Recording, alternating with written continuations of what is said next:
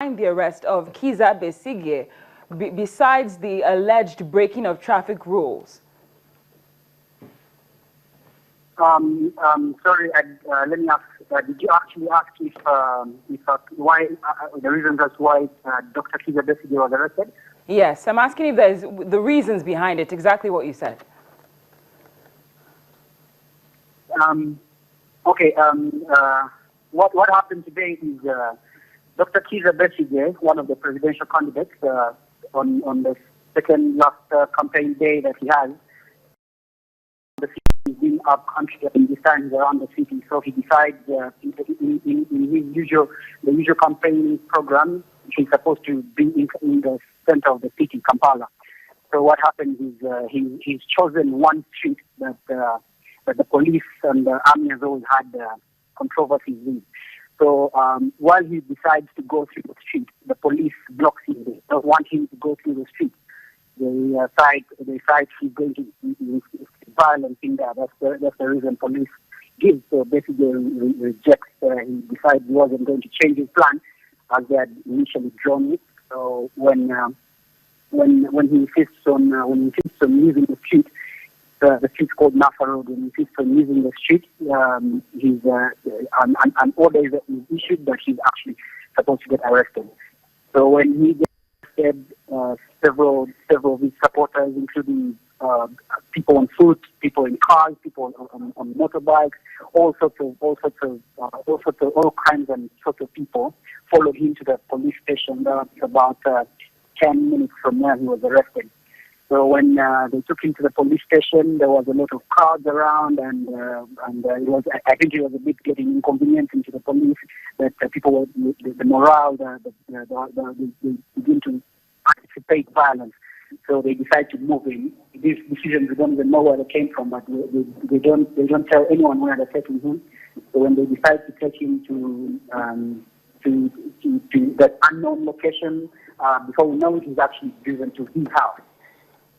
His house in somewhere 15, 20 kilometers away from the city center. Okay. Then from his house.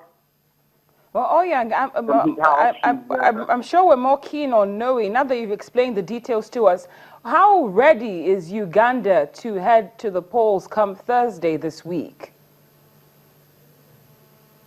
I must say Uganda, with exception of the events that just happened about 15, 20, an hour ago, Uganda seemed a lot too ready. The factions were divided. Everyone had their own support. Everyone had their own supporters. It's until after the debate, the presidential debate, when one question was asked to all the candidates. So this question was called, what would you have to say about the calls on Thursday? So Dr. Kizza basically simply says that the public is supposed to be worried because the fact that we are seeing deployment on the streets, which has not been happening during the whole campaign season, now we are seeing deployment on the streets. Dr. Kizza basically actually says the public should be worried. And then after he spoke that, the president. Oyang, thank you so much for joining us on Network Africa. We appreciate your time, and we'll be reaching out to you in the course of the week, since all eyes are on Uganda at the moment. Well, while various countries around the world celebrated Valentine's Day, the people of the Central African Republic headed to the polls to determine their future as regards who will be their next president.